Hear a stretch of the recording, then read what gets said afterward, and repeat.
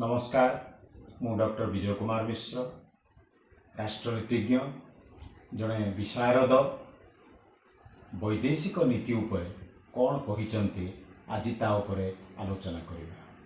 गोटे राज्य केवल निज उपर निर्भर करे नाही अन्य देश उपर मध्य निर्भर करे।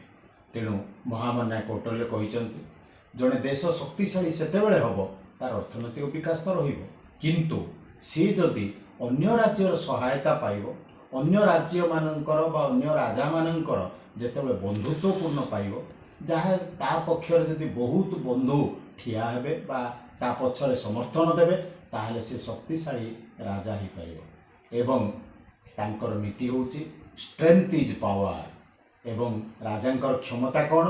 राजांकर स्ट्रेंथ बा बल। बल केतेबेले आसीबो? जेतेबेले राजा अन्य राज्य सहित एक बंधुत्वपूर्ण सहयोग कामना करथिबे। यह ही वैदेशिक नीति। ताहले वैदेशिक नीति रे कौटल्य चिंता करचंती जे राजा साथी तांकर साथी बा राजांको साथीर साथी एभली तीनोटी राजा रहिले। प्रत्येक राजांकर पांचोटी उपादान बा प्रकृति आमे रहिले। को माने? से माने हेले राजा, मंत्री, दुर्ग, कोश एवं सैन्य। पांच एमाने हेले तीन राजा, साथी एवं अन्य जिनस हेले ताहेले 5 गुणन 3 एमाने हेले 15टी उपादान। एई 15टी उपादान परे एमाने रहिले तीनोटी राजा। तीनोटी राजा माने कोन? गोटिए राजा तांकर साथी ताहेले 5टी उपादान, तीनोटी अंचल बा राजा राज्य एवं तीनोटी राजा, एई भली 18टी उपादान वर्तमान आसिला। एवं एई 18टी उपादान मध्यरे पुणी 4 प्रकार राजा देखा जाती। कौटल्य कहले कौन? जने हेले विजित, विजित राज्य जय करथिबा जने राजा। तापर हेले शत्रु, जने राजा जदि अछंती तांकर शत्रु मध्य जने उपादान, कारण शत्रु नथिले राजा तांकर ध्यान भी देई परिबे ने। तापर आसिले मध्यम, मध्यम माने कोन? केतेक राज्य थांती से माने राजा को सहाय्य करती नहीं बा राजा सपक्ष करती ना विपक्ष भी करती नहीं, से माने मध्यम। तापर हैला उदासीन। उदासीन कौन? केतेक सन्यासी भली राजा थांती से माने कौनसी माने युद्ध राज्य संहार यही सब नीति की ग्रहण करती ना, बहुत कम। आम इतिहास रे पुराण रे शुणिचे एभली केते राजा अछंती जो माने कि साधु सन्यासी प्रकृतिर।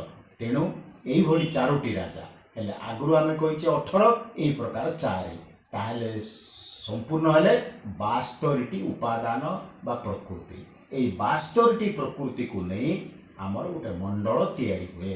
ताहले कौटल्यंकर वैदेशिक नीति रे गोटे मंडल बा प्रकृति भितरे 72टी उपादान रहिबे।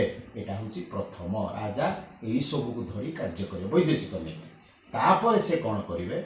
मंडल पर नीति। नीति माने कौन? आम पुराण रे संस्कृत इत्यादि अच्छी साम दान दंड भेद।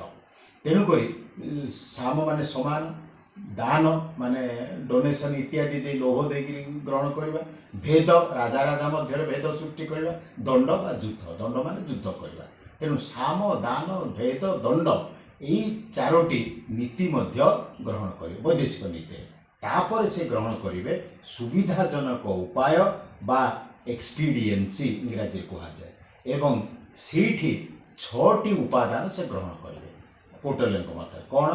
संधि, विग्रह, जान, आसन, द्वैधी भाव यही भली माने 6टी नीति आरंभ करेंगे। द्वैधी भाव आश्रय यही 6टी नीति आरंभ करेंगे। तेणु यहाँ हूँ समर कौशल। तार अर्थ होची जे कौटल्य जहाँ कही निज देशर रक्षा पाई, निज देशर रक्षण पाई बा निज देशर स्वार्थ पाई, आज आम जहाँ कहे नेशनल इंटरेस्ट बा जातीय स्वार्थ, अन्य राज्य उपरे जड़े राजा निर्भर करेंगे, निजर बंधुता स्थापन करेंगे एवं से strength is the power, happiness is the and. यहाँ हूँ कौटल्यंकर नीतिर मार्गदर्शिका। एवं आज आम ता ग्रहण करुचे वैदेशिक नीतिर मार्गदर्शिका होची strength is power, happiness is the and.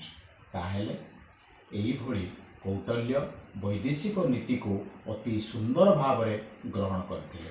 आमे आज अमेरिका कथा कहूचे कि अन्य देश कथा कहूचे वैदेशिक नीति कथा कहूचे सेतेबेले मध्य महामान्य कौटल्य राज्य राज्य मध्य किपरि सुसंपर्क हब किपरि जने राजा प्रतिभाशाली हेबे प्रतिष्ठावान हेबे सेथिजोगु से वैदेशिक नीति आपणाइथिले। आगामी अध्याय आलोचना करियो वैदेशिक नीतिर अपर पार्श्व राष्ट्रदूतंकर नियुक्ति कर्तव्य एवं वैदेशिक नीतिर एक अंग रहिले। नमस्कार।